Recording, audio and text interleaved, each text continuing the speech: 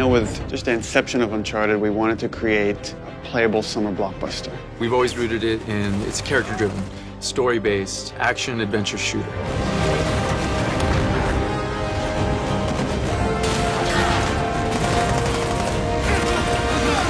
Underneath all of that, there's meaningful story moments, there's lovable characters. It's been a while. Too long, boyo. The heart is Nathan Drake and the cast of characters that surround him. This was somebody who was vulnerable. I remember the first time that we did a punching thing, and I said, hey, what if I hit him and it hurt?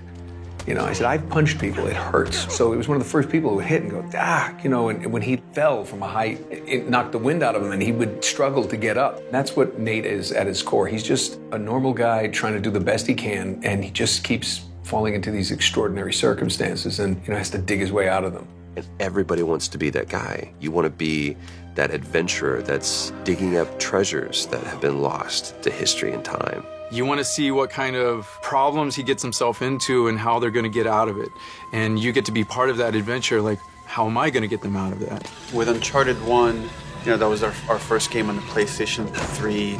We moved away from Jak and Daxter. It was a brand new IP, and it felt like we really have something to prove here. It was like, create a character that moves believably, that has a realistic weight, but also is fluid and responsive. And that is just about the most difficult thing you can ask. Drake was kind of like, he was kind of a little newer to the game. He was still figuring himself out, and so was the studio in lots of ways. We were still trying to figure out what Uncharted was. The cutting edge part of Uncharted was the process by which they decided to capture the content. And a lot of it was trial and error and trying to figure it out and trying to gain experience of doing that. All the games that I'd done before were all you go into a booth by yourself and you do the lines one by one. And I thought that's what it was going to be. And Gordon Hunt, who was the director, came over, and I'd known him for a while, and he said, this is what we're going to do. You're going to start out here, and you're going to go, and whoa, Gordon, what are you talking about, moving around here? This is a game, right? And he said, yeah, it's motion capture. And I went, motion what?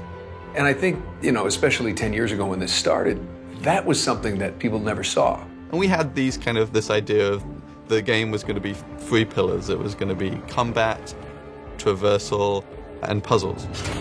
And now it felt like with Uncharted 2, we really have something to prove. Let's tell a more complex story. Let's get deeper into who this character is. Let's show some of his flaws. Let's get into some of his vulnerabilities, his insecurities as a character. But at the same time, we wanted to up our set-piece game, and from a couple of pieces of core technology, mostly Drake's interaction with moving objects, that sort of spawned these big set pieces like the train and the building that collapsed. But they weren't the focus. They weren't the core tenet. We didn't start saying we're going to make amazing set pieces. We started saying we're going to make core gameplay that's really, really solid to play.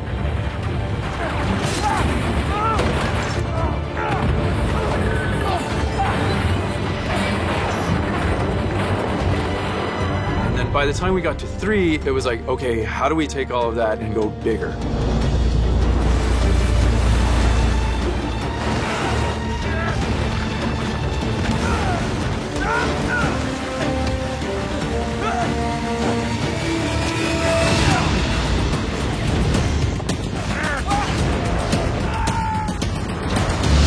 Last of Us to me was refreshing because you could get away from that spectacle. You could think more on like a very intimate character level and gain an experience with something that, again, as a team we were uncomfortable with. We've never done something like that before. We've never tackled a genre like that before. We tried to take those big over-the-top set pieces and we tried to couple them in with pivotal points in the story so that when a big event happens to our characters or the relationships with those characters, that we really wanted to play those out.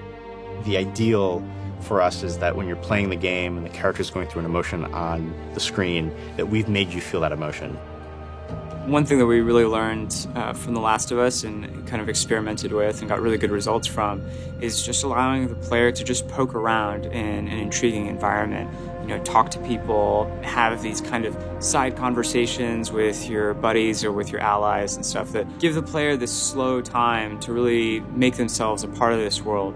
Hey, you like that? Huh? Nate, tower. If it's solid, come on, it's a lemur. Come on, come say hi. Something that we really felt like we learned a lot on The Last of Us is the relationship between Joel and Ellie, and how it's not just Joel doing everything, but Ellie is a big part of it as well. And it feels so satisfying when she helps him out at the last minute, right when you need it. It really resonated with us, and we really want to incorporate that type of feeling as well with the characters that you travel the story with. We want them to be there with you and helping you, and you guys working together as a team. After making The Last of Us, I think that influenced a lot in making a more personal story with Uncharted. But at the same time, you know, we love Uncharted. This is still the Uncharted that you've always loved. It's just there's more layers to it now.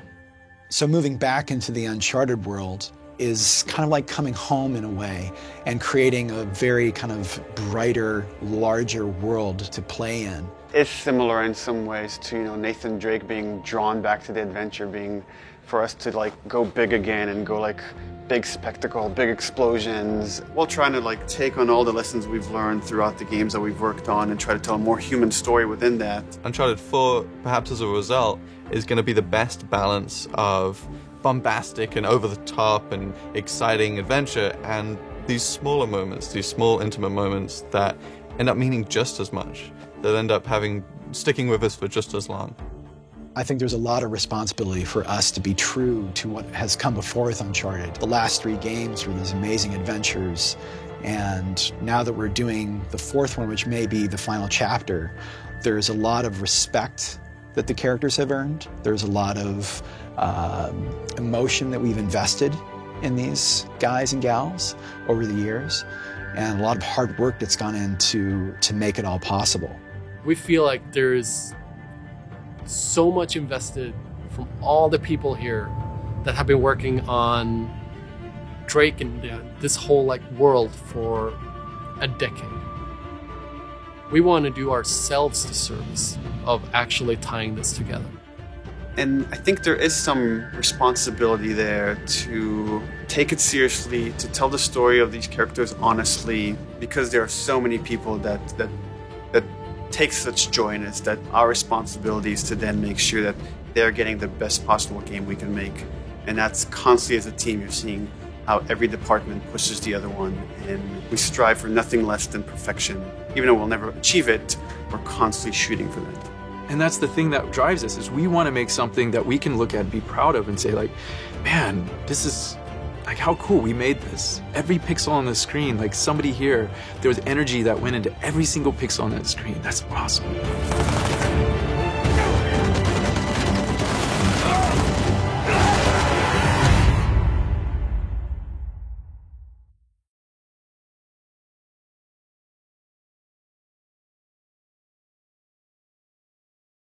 Pre-order the PS4 bundle. PlayStation